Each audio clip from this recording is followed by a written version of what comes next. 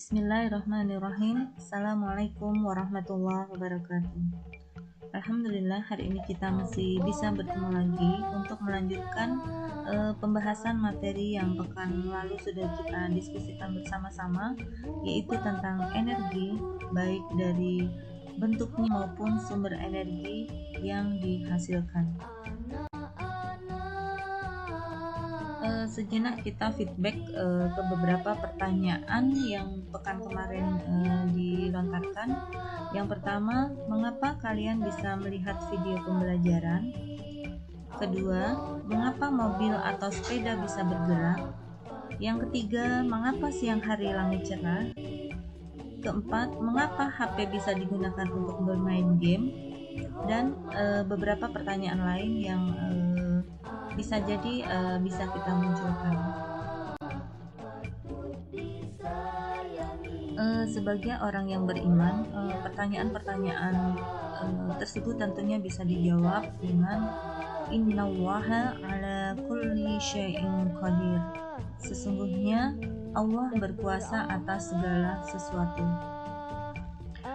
Jawaban ini tentunya sangat tepat karena memang hanya Allah lah yang memiliki kerajaan di langit maupun di bumi, dan adanya berbagai kekuasaan Allah tersebut maka menuntun kita untuk bisa memikirkan sebab-sebab terjadinya. Nah, inilah yang disebut dengan ayat-ayat kauniyah. Baik, mungkin masih ada yang bertanya-tanya tentang apa dan bagaimana ayat-ayat kauniyah itu.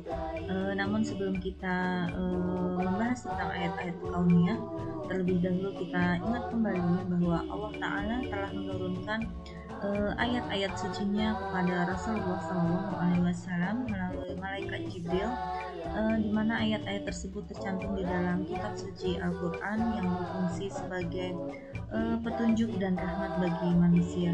Nah, ayat-ayat inilah yang disebut dengan ayat qauliyah. Sebagaimana Allah sebutkan di dalam Al-Quran, surah An-Nahl ayat 89, wa nazalna 'alaikal kitaba tibyana likulli syai'in wa hudaw wa rahmatan wa busyra lil muslimin. Dan kami turunkan kepadamu Alkitab Al-Quran untuk menjelaskan segala sesuatu dan petunjuk serta rahmat bagi orang-orang yang serah diri. Ayat ini jelas sekali menunjukkan kepada kita bagaimana kedudukan Al-Quran, kedudukan ayat-ayat tersebut sebagai ayat-ayat qauliyah. Selain ayat qauliyah, Allah Subhanahu wa Ta'ala juga menurunkan ayat kauniyah, yaitu ayat-ayat yang bisa kita baca, bisa kita pelajari dan bisa dipahami melalui segala bentuk ciptaan Allah yang ada di muka bumi ini. Nah, surah Fussilat ayat 53 ini adalah satu dari sekian banyaknya gugusan ayat yang ada di dalam Al-Quran yang memperlihatkan kepada kita dan menggambarkan bagaimana kekuasaan Allah yang tak terhingga ini bisa kita pelajari, bisa kita baca sebagai bagian dari ayat-ayat kauniyah. Penjelasan tadi adalah bagian dari pengantar materi kita pada hari ini, karena ketika bicara tentang apa dan bagaimana energi, itu sesungguhnya adalah bagian dari kekuasaan Allah, dimana ini kaitannya dengan ayat-ayat kauniyah yang bisa kita pahami, bisa kita pelajari bersama-sama. Baik, kita masuk materi kita, yaitu tentang energi. Energi adalah suatu kemampuan untuk melakukan kerja atau usaha. Nah, ada beberapa jenis energi yang sudah kita diskusikan di pekan kemarin. Yang pertama adalah energi cahaya, yaitu energi yang berasal dari panas suatu benda. Berikutnya energi panas, yaitu energi yang bisa dirasakan tapi tidak bisa dilihat. Yang ketiga energi gerak atau disebut juga energi kinetik, yaitu energi yang bisa menyebabkan suatu benda bisa bergerak. Keempat, energi bunyi, yaitu energi yang dapat didengar. Dan kelima adalah energi kimia. energi yang tersimpan dalam molekul kimia dan dilepas melalui reaksi kimia juga. Ini berkaitan dengan pertanyaan-pertanyaan yang dilontarkan di awal. Mengapa siang hari terlihat terang, mengapa kita bisa bermain gadget di HP, dan mengapa yang lain. Nah, semua pertanyaan ini bisa dijawab karena kekuasaan dari Allah. Tapi sekaligus juga menuntun kita untuk lebih mau mencari tahu sebab-sebab terjadinya. Dan ini sebagai bentuk dari pengamalan dari ayat-ayat kauniyah. Nah, dalam dunia sains, pertanyaan-pertanyaan ini bisa dijawab dan terjadi karena adanya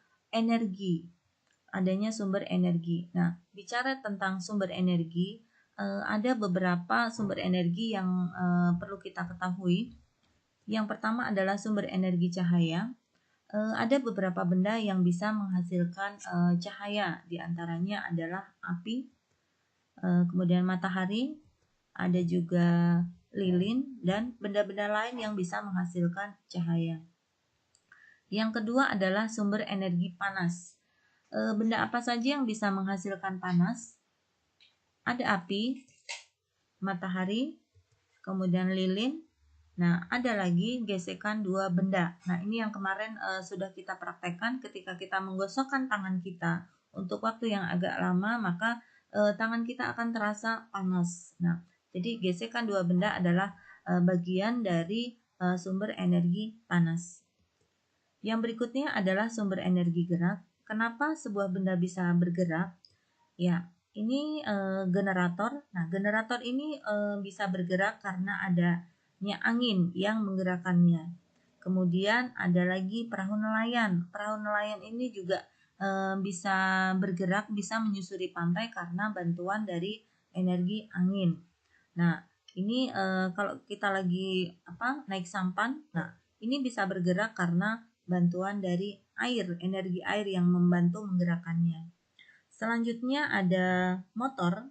Nah, motor atau mobil itu umumnya bisa bergerak karena bensin atau bisa juga menggunakan baterai kalau misalnya motor atau mobil mainan.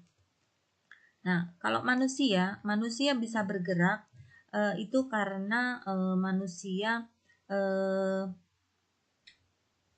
membutuhkan energi, yaitu energi kimia berupa makanan. Nah, selanjutnya mixer. Mixer ini pun akan bisa bergerak ketika diberikan aliran listrik. Ketika tidak diberikan aliran listrik, maka mixer ini pun tidak akan bisa bergerak. Jadi, sumber energi gerak bisa diperoleh dari angin, air, bensin, makanan, baterai, dan listrik. Berikutnya sumber energi bunyi. Bunyi itu muncul karena adanya benda yang bergetar. Contohnya pianika itu bisa mengeluarkan bunyi karena kita tiup, atau gitar bisa berbunyi karena kita petik, dan benda-benda yang lainnya. Selanjutnya sumber energi kimia. Nah, di awal tadi sudah disebutkan bahwa energi kimia itu adalah energi yang berasal dari molekul kimia. Nah, apa saja yang termasuk dari sumber energi kimia? Ada aki, kemudian baterai, nah ada juga makanan. Nah, makanan ini sumber energinya manusia. Jadi manusia membutuhkan energi kimia untuk bisa bergerak. Yang terakhir adalah sumber energi listrik. Listrik yang sehari-hari kita gunakan itu berasal dari mana? Nah, yang pertama sumber energi listrik dari air, makanya dibuatlah atau didirikanlah PLTA, pembangkit listrik tenaga air. Nah, selain air, angin juga merupakan sumber energi listrik. PLTAG, pembangkit listrik tenaga angin. Lagi matahari atau surya. Nah, ini yang sedang dikembangkan para ilmuwan karena ketersediaan energi yang mulai menipis, maka matahari akan dibuat sebagai sumber energi, PLTS, pembangkit listrik tenaga surya. Ada lagi minyak bumi. Minyak bumi ini juga menjadi sumber energi listrik. Ada juga gas bumi dan ada juga uap. Nah, Ini adalah penjelasan tentang sumber-sumber energi.